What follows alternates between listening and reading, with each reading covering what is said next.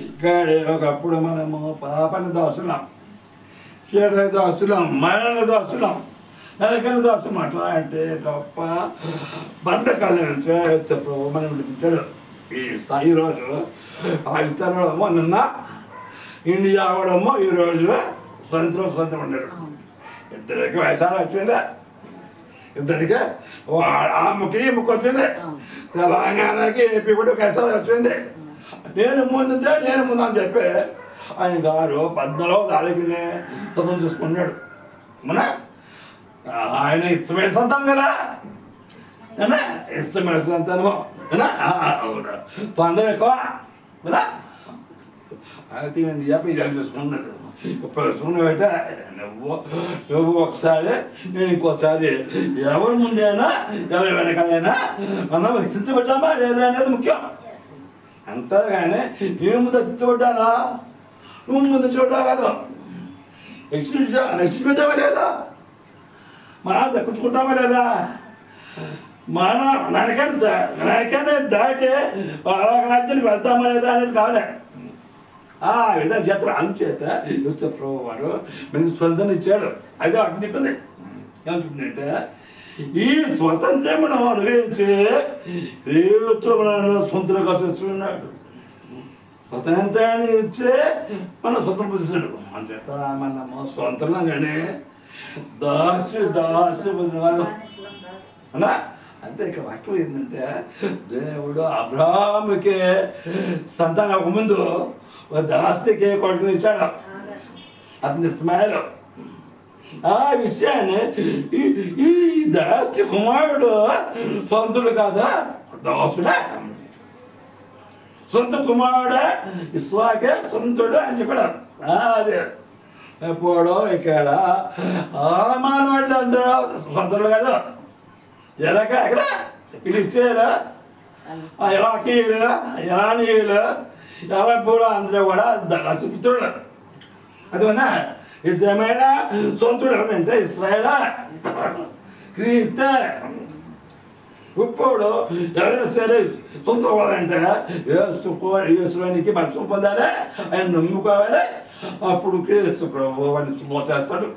అయితే అగ్నిద్ర అప్పుడు పాపమైన బంధకాల నుంచి పుత్రుడు వివిధ పొందినప్పుడు అప్పుడు భయము లేదు, ఏమీ లేదు, చీకటి లేదు. సొంతగా ఆయన మార్చినప్పుడు ఆ వ్యక్తి సంపూర్ణ ఆనందాన్ని పొందే అదే నీకు రాజుగా పోయించింది తర్వాత ఇస్తాడు. అదే ఆయన చేత యేసు ప్రభు స్వతంత్రం ఇచ్చాడు. ఈ స్వతంత్రాన్ని మనం కాపాడుకోవాలి అంటే కాపాడుకోవాలి. అదే వాక్యం మన చేత చూడ వాక్యమా యాకోబు చూడు,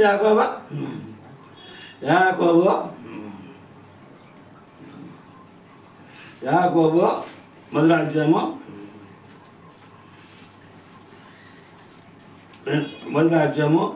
20వ వచనం. అయితే మొదటి అధ్యాయము 20వ వచనం.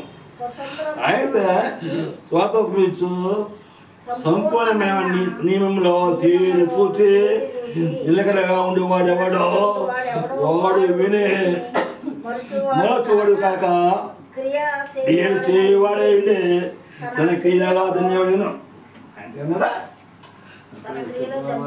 పిలిచాడు, నీ పాపాలు క్షమించాడు. యేసుప్రభువుడా నీ పాపాలు క్షమించాడు. అప్పుడు ఆయన విశ్వసించడం వల్ల, ఆయనలో మనం బాధించడం వల్ల, ఆ రక్తం కలిగింది వల్ల అది చేత ఇక్కడ ఆ స్వాతంత్రం వల్ల ఇప్పుడు సంపూర్ణంగా అతడు నియమాలలో ప్రవేశించే నిలకడగా ఉండే ఆయన చెప్పే ఉపదేశాన్ని మర్చివాడుగా కాక కీర్చేవాడిగా ఉండే ఏమన్నా దేవుడు ఏం చేయమన్నాడు అయ్యో చేయాలి. సత్యాన్ని గమనించాలి, ఆ సత్యాన్ని కాదు లోకాన్ని కాదు. లోకంలో ఏమి అంత చీకటే ఆయన చేత అందుకే ఎప్పుడు కావాల్సింది ఏంటో మనము దేవునికి లోబడి తిరిగిన శుద్ధిగా నువ్వు వెంబడించినప్పుడు నీకు కావాల్సిన వెంటనే కూడా దారుణంగా సహకారం అందుచేత ఇప్పుడు ఆయన మనసును ఇస్తే ఆయన వాక్యం కనపరిస్తే ఆయన కేవలం ధన్యతనే నువ్వు సాధించాలి. చూడండి ఇక్కడ నేను వచ్చామో పైన వచ్చినాం స్వాతంత్రము నియమము చెప్పిన తీర్పు పొందవారికి తిన్నట్లుగా మాట్లాడే అదైనా ప్రవర్తించాడే ముందు ప్రవర్తించాడే వాటి స్వాతంత్రం నియమం చెప్పిన మాట్లాడాలి ప్రవర్తించాలన్నాడు. మాటలు కాదు ప్రవర్తన దూరం వచ్చినప్పుడు దేవునికే హృదయంగా మిగతా సరదా తర్వాత మీరు మీరు మీరు సరిగ్గా ఉండాలి. దేవుడు మందికి వెళ్ళాడు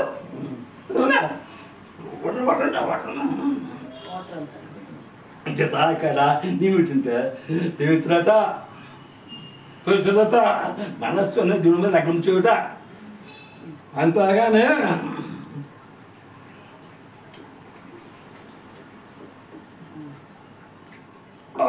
ఆయన సన్మానించడం రాకపోతే దేవుడు సుతంత్రుడా నీ మనసు ఎక్కడా ఉందే నీకు వచ్చి ప్రభు అంటున్నావు అయితే అది కనపరచడం కాదు.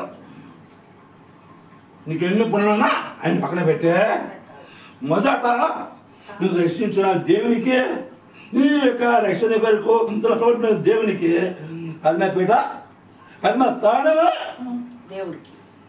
అప్పుడు దేవుడు సంతోషించే ఉదయాన్నం సంతోషించే నువ్వు అడిగిందే కాదు అడగందే ఎప్పుడు తప్పలేదా ఇస్తాను జీవులని ఉంచినప్పుడు నీ యొక్క స్థితి ముద్రలకు దేవుని దోతకు అభివృద్ధి చెందదు అన్నాడు. ఏవో ఆరోగ్యం ఉందే చెత్త ఇక్కడ చెప్తాడంటే చెత్త శుద్ధి ప్రార్థించుకో ఇదే సోయ కాదు నిజంగా దేవుడు సన్నిధి చెత్త ఇక్కడ శుద్ధిగా నువ్వు గమనించడమే కావాలి. ఆ విధంగా గమనించినప్పుడు అప్పుడు నీ ప్రార్థన పెట్టే ఈ యొక్క ప్రార్థన పెట్టే ఆయన తన జీవాన్ని అనిపిస్తాడు. అతను ఎప్పుడు శుద్ధాత్మని మీద కుమ్మరిస్తాడు. అదే దేవుడి స్వతంత్రం అదేనా.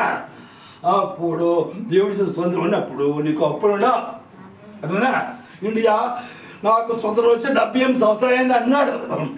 ఎందుకంగా ఇండియాకి స్వతంత్రం వచ్చిందా అప్పుడు 3 అప్పుడప్పుడా దేవుడు అంటే అప్పుడప్పుడా అంత అప్పుడా ఎక్కడ అప్పు చేస్తాడు.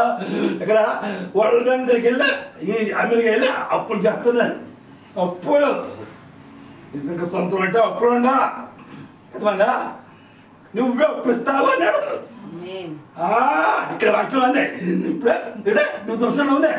నువ్వు అప్పు ఇచ్చేదా కానీ అప్పు ఇచ్చావు అన్నాడు. అప్పు చేస్తే ప్రతి వాడు కూడా దోసుడా మన దాస్యం మనం 70 సంవత్సరాలు ఇంకా దాస్యమే అప్పుడు ఉందా కానీ ఏమీ లేదా. ప్రతి వాడు గూడిని సంచుల్లో దాచుకున్న డబ్బు పేదవాడి దగ్గర చేస్తారు వస్తున్నాడు.